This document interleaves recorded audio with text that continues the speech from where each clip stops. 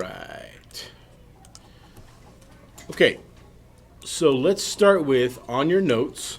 Okay, you have your skeleton notes. Okay, a cylinder is a solid geometric figure with straight. No, we might close that door, please. Straight, parallel sides. Okay, so let's talk about straight parallel sides. That means two lines that are straight and parallel, right? Mm-hmm. Okay, and a circle or oval cross section. A circle or oval cross section. Okay, everybody got that? Okay. All right, volume. Does anybody know what the definition of volume is? The amount of, Carson? Space. The amount of space an object occupies. Okay? The amount of space an object occupies. Okay, the last one, all volume is expressed in what? Centimeters. No. What kind of units? Square. Nope. Not square. All area is expressed in square units, but all volume is expressed in cubic units. Cubic units. That means centimeters cubed, inches cubed, yards cubed, okay? Everybody with me so far? Okay. All right. So some of the vocabulary you're going to learn we already went over. Okay, we're good on that. Okay, so first thing, and you don't really have to write this down, what is a cylinder? What are some examples of cylinders? Yeah? Okay. Is a soda can an example of a cylinder? Yes. Yeah. Okay. A soda can is an example of cylinder. It's got two parallel sides, okay, and then it's got circular cross sections. Okay. Now sometimes, well, let's just go to the first example. Okay. When we see the word or the symbol for pi, okay, what do I want you to think of with pi? 3.1. I want you to think of 3.14. What I don't want you to think of, okay, is, okay, when you see this, okay, use 3.14, okay? Some of your calculators might have a pi button on them, okay, but I don't want you to use that pi button. And the reason being is because pi is an irrational number. It keeps going on and on forever, right? Some of your calculators round pi to a different level than others. Does that make sense? So for consistency's sake, we're just going to use 3.14, okay? Now, because we are using 3.14, are we ever going to have an equals? Your answer is never going to be exact. All of your answers are going to be what? Decimals. Okay?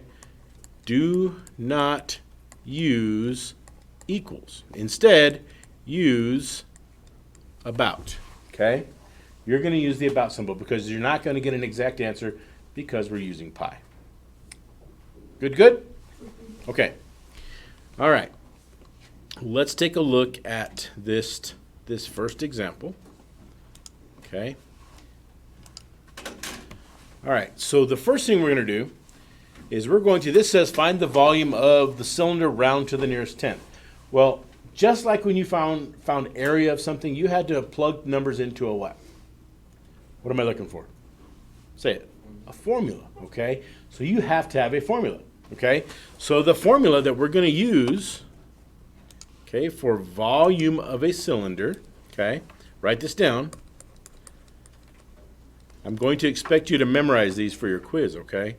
So formula for volume of a cylinder. Now, it is specific and exclusive to cylinders. There's going to be a different one for cones and a different one for spheres, okay? So this is exclusive just to cylinders, okay?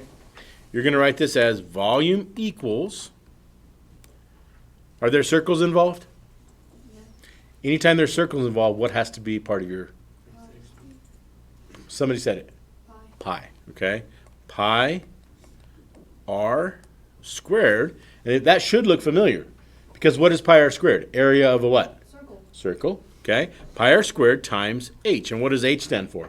Height. The height, okay? Don't forget to express your answers in cubic units, okay? So let's look at that first example, okay? All right, that first example, we have a cylinder that has, now, when we have a circle, okay, I want to explain some things to you. Okay, we have this circle. Now, when we have a point right in the middle, okay, to the outside, what is that called? That's called a radius. If we have a line that goes all the way across through the middle, what is that called? Diameter. A diameter. Okay? Well, this first example that we had, okay, we are finding the volume of a cylinder given the radius. So we're given the radius on this particular problem. So let's take a look. Okay, if we have the radius is 5 centimeters, and our height is 8.3 centimeters, right? Okay, so the first thing we're going to do, because we have a radius, we're going to write our formula. So volume equals, somebody tell me. Say it together, 1, 2, 3. Pi r squared Pi r squared times h. times h. Okay, so the next thing we're going to do on our formula, we're going to replace what we know. We know that pi, we're going to use 3.14. What's our radius? 5. 5 squared. And what's our height? 8.3. 8.3. Now, remember when we did the Pythagorean theorem and I wanted you to show all the steps? Remember that? We had 6 steps that we showed. I think it were 7 steps. Okay, I want you to show the steps in this. Okay, don't get ahead of yourselves. Now, 3.14, we would do these exponents first. What's 5 squared? Don't say 10. 25. 25. And then 8.3. Okay? So now, you can use your calculators. Let's multiply these. Okay? 3.14 times 25 times 8.3. And what did we get? 61.7. Now, in our answer, it says to round to the nearest tenth. Okay, so we have 65.1. 65.1. Is it 55? No, it was 651. Point 5. 55. Okay, so where's my tenths place? Right there. This first one. Okay, and if the number next to it is a 5 or greater, what happens to that one?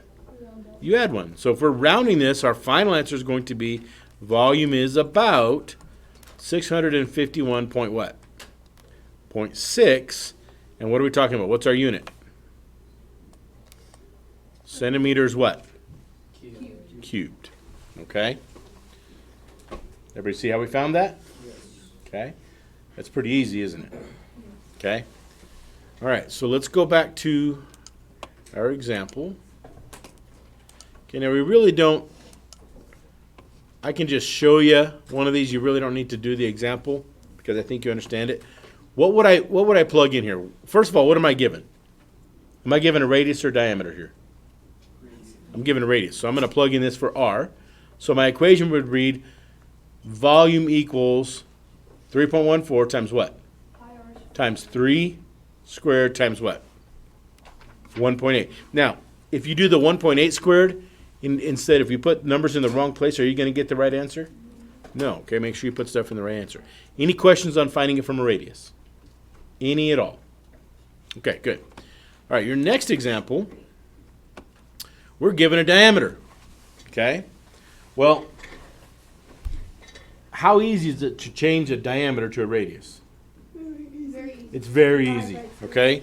All we have, if we have a diameter of 16 and a height of 20. Okay, I'm going to erase all this. Actually, I'm just going to do a new one. Okay, so if we are given a diameter, what does it say? 20? 16. Nothing. Sorry, 16 inches. And a height of what? 20 inches. 20 inches. Okay, a potential mistake here, right? If I did this, volume equals pi r squared times height. Yeah, I know the formula. 3.14 times 16 squared times 20, okay? What would be wrong with this? You didn't divide the thing. Okay, I didn't turn the diameter into a what? This is my formula for a radius. Now, I could come up with a whole nother formula, but isn't it easier just to turn that diameter into a radius? Yeah. Okay, so let's take a step back here. If I have a diameter of this, I need to make this into a radius. Well, a diameter is going to be 2 times the radius. So I take 16 and do what with it? Divided by 2. So my radius is going to be what? 8 inches. Now, can I just plug this in? So 3.14, and instead of a 16 in place of my radius, what do I have? 8 squared times 20. So my next step would be 3.14 times, what's 8 squared? Don't say 16. 64 times 20. Now, multiply all that real quick. Multiply. It's 4,019.2.